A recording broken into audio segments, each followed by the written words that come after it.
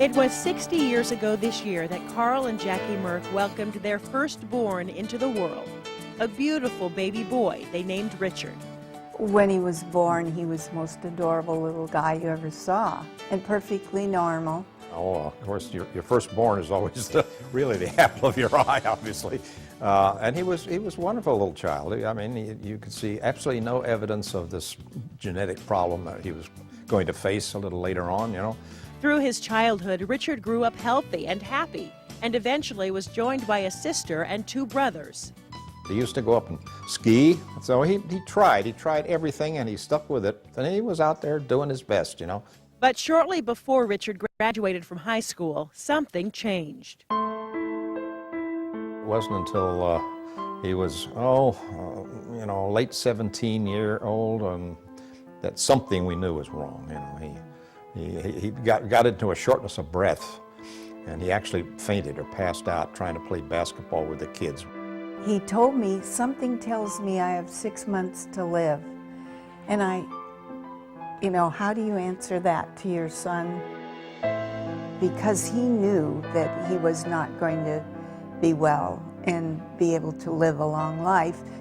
Unfortunately, Richard's prediction was all too accurate. Just months after being diagnosed with a chronic connective tissue disease called scleroderma, Richard passed away. The disease took a long time for the doctors to recognize because it was extremely rare in a young male who was only 18 years old, he was at the time. Both Carl and Jacki remember Richard for the 18 years he filled their lives with joy and love. Photograph taken of us after he died. In tribute to his memory, they started an affiliation with Virginia Mason that has lasted over 40 years. Richard had passed away on December the 1st, and it was shortly after that the board asked me to join.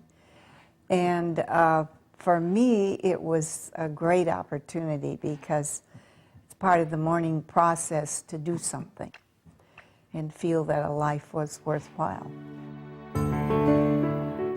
Virginia Mason is just like a gift. To me, it was so fulfilling. Well, he's never very far from us.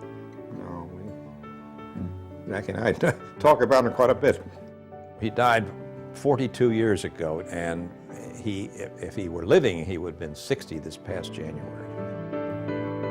Both of us got interested, of course, upon our son's death because our son was a prime example of a genetic disease. To me, it was marvelous because today, as we all know, it's one of the, I guess you'd say, world-respected research centers, particularly in the areas of genetic research. I feel very proud of what they do there. And that's a reason for supporting Virginia Mason and what the research center does. And to be involved in something so outside of me and so big and so important, I mean, Virginia Mason's like a gift.